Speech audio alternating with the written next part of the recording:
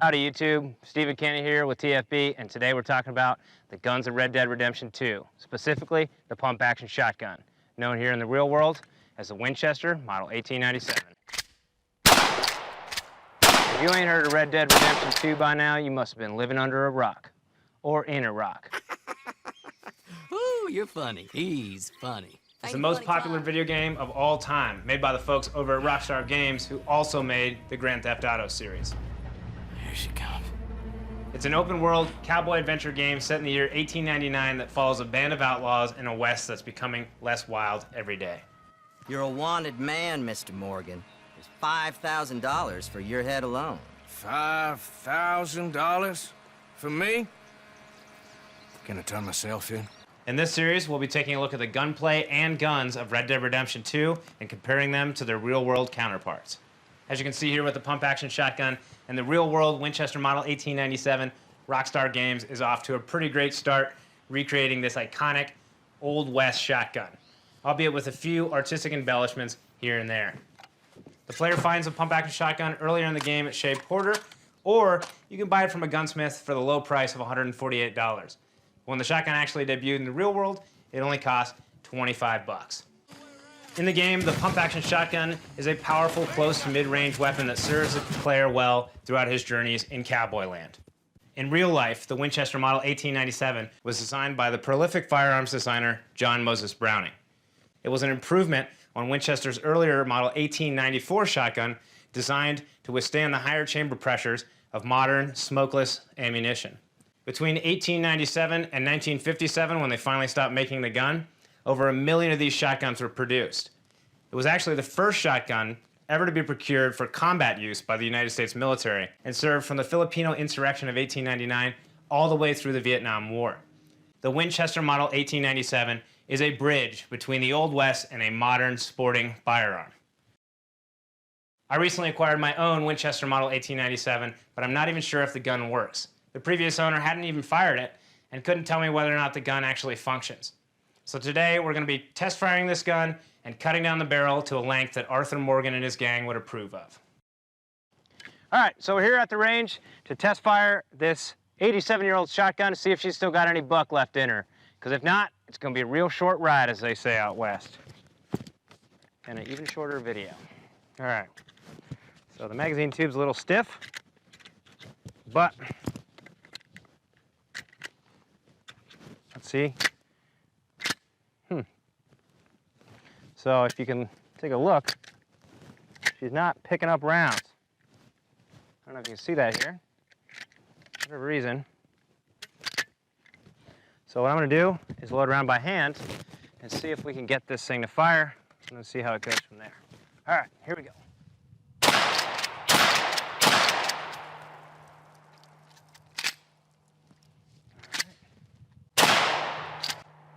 So, she does fire, but we're having problems with feeding these rounds and getting them in the chamber reliably. So, this is one of the big things in Red Dead Redemption 2 is cleaning and modifying your shotgun. We're going to go to the gunsmith, aka the garage, where we're going to cut down this goofy-ass hunting barrel and turn it into a cowboy fighting shotgun.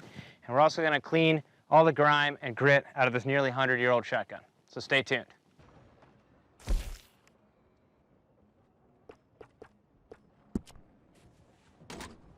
You keep treating that like your own child, all right? Good on you. We're here in the garage, and now it's time for me to take this hacksaw to this nearly 100-year-old shotgun. One of the cool things about the Model 1897, while the early guns were what's called solid frame models, the later guns, and I think it was only like 2 or 3 years before they did this, was they made these guns what they call takedown guns. Of course, bear with me here because this is a John Moses Browning design, and it's an older design, so it's going to be a little bit of a pain in the ass, but in theory, it should be a takedown gun, which means that, there we go, the barrel comes off. And the reason why they did this at the time was so that you could take your shotgun in 2 pieces and easily stow it in a saddlebag for hunting or carried on a train, if you believe that.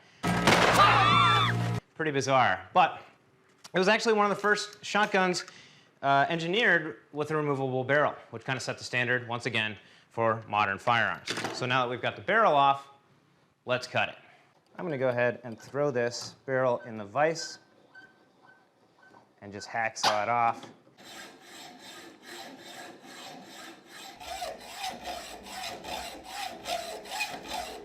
And there we are. So I'm going to try and clean this up. As you can see, there's some kind of metal shavings in here. And then around here, it's kind of nasty. It is not a straight cut whatsoever. It's actually a very poorly done cut. It might have been worth the $40 that I saved to take it to a gunsmith. But that's part of the fun.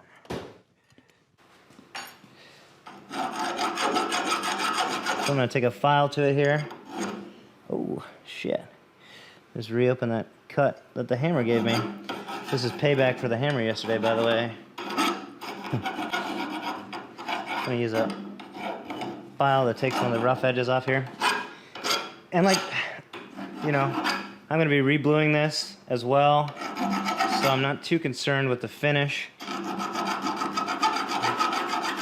I'm going to go ahead and speed this video up for you guys because all I'm really doing is filing it down, checking that it's straight with a level, and then eventually sanding it with smaller grades of sandpaper. I just want to say that I'm not a gunsmith. I'm just an idiot with a hacksaw and the wrong tools to do this job. So please don't do this at home yourself, or at least don't use this as a reference point. There's a lot of great information out there on how to do this properly, and I didn't read any of it. So before you do this yourself, make sure that you wear proper safety equipment, you research or consult with a professional, and you comply with all state and federal laws, because the last thing you want is a visit from your friendly Pinkerton Detective Agency.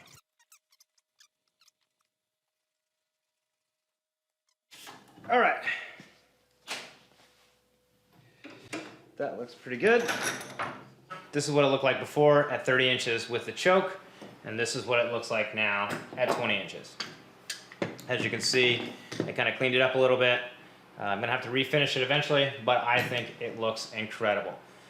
So now I'm gonna take the rest of the gun apart, clean out the insides, see if I can get her working a little bit smoother, and then we'll put it back together and take it out to the range.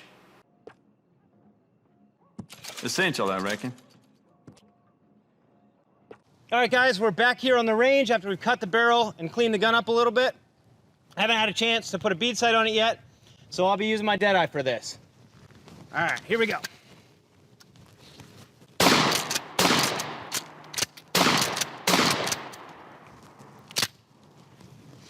All right.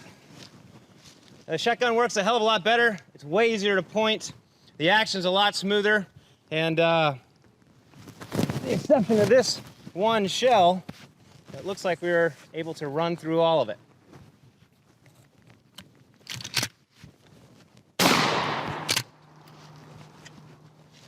Now this is a badass shotgun. Now one of the cool things about the Winchester 97 is the ability to slam fire the shotgun. So you pull the trigger and the gun goes off, and as soon as you rack the slide back and push it forward again and the action goes back into battery, as long as the trigger is still depressed, it'll fire immediately. Now in Red Dead Redemption 2, all of the guns have that single action feel. You've got to manipulate the action using the buttons. But in real life, you can do this.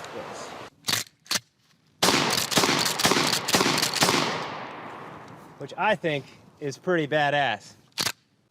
So at a recent gun show, I was able to find these brass shotgun shells, which are actually period correct for the game. In the 1890s, shooters would have used either paper or brass shells. Arthur's seen with brass on his bandolier.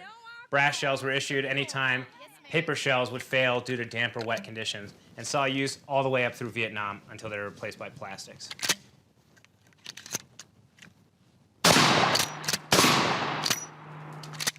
One of the interesting things about the Model 97 is that the action comes out of the rear of the receiver here. which, as you can see, has bitten me several times today, which is rather unpleasant. It also has an external hammer. The external hammer functioning as the hammer to fire the weapon, but also as the safety. If I had a round in the chamber and decided not to shoot, I would lower the hammer very gently on the round in the chamber. If you were to drop this hammer and it slipped, the gun goes off. Obviously, this gun likes to bite me, and that's what happens if that was to happen. And whoever's downrange of you, when you accidentally drop a round or accidentally drop a hammer on a loaded chamber, I feel bad for them. That wasn't my fault. It was just one of them things. For people back then, using the hammer as a safety was very common, and that's the way they did it. So that's the way this gun was designed. Oh, ain't that a little old-fashioned nowadays? Apparently not. All right, guys, that concludes this video on Red Dead Redemption 2's pump-action shotgun and the real-world Winchester Model 97. I had a really great time turning this old hunting shotgun into a badass cowboy fighting shotgun, and I hope you enjoyed watching it. Give this video a like, subscribe to TFB for more interesting gun content, and I'll see you on the range, partner.